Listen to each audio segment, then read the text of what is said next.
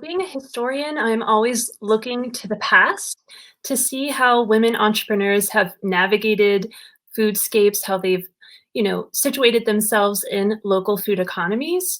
And so when I look back to the 1800s, 1700s, in what would become the United States, I see that women have always played a very prominent role in the food cultures of our communities, both urban and rural.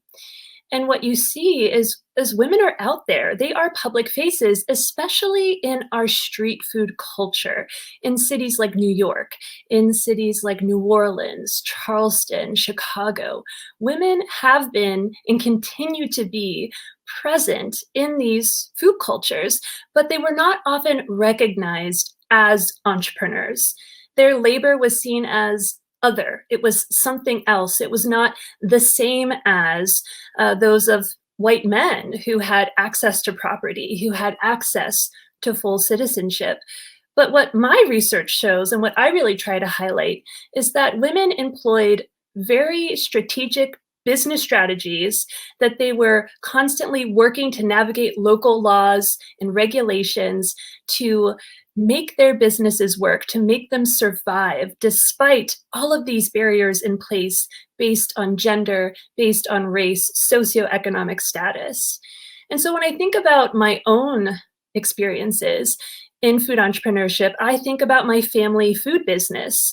72 years we operated in my hometown of Pittsburgh, Pennsylvania, McGinnis Sisters Special Food Stores. It was run by my mother and her two sisters for the latter part of that time.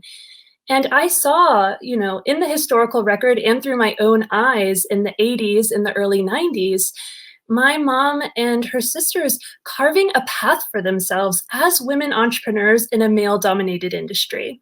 And this was after you see women in executive suites, quote unquote, breaking the glass ceiling. You see those efforts permeating out into other industries, not just in corporate cultures, but also in the grocery food business, in other areas. And so I see my mom and her sisters as part of that movement of overcoming and facing and starting to break down those barriers, which many women are still facing today. We saw that, for example, with the Me Too movement.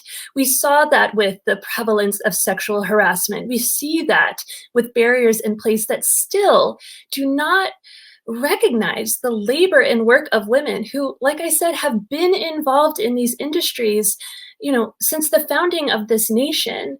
And what we're starting to see is a shift in culture, a shift in how we talk about women's work and women's labor.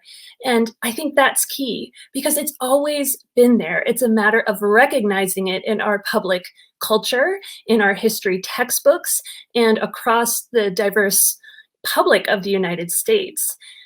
And now, thinking about the pandemic and what we faced these last many months, we see that women are, of course, so involved in activism around food, in creating community kitchens, in getting food to people who do not have access because of food shortages, because of historic systemic structural inequalities, because of racism. And we see that women have some of the most inspiring, powerful roles in these activist movements. And that's what I'm really interested in now as a historian, connecting those historic antecedents, those women who have always been at the forefront of food businesses, to the activism of what's happening today,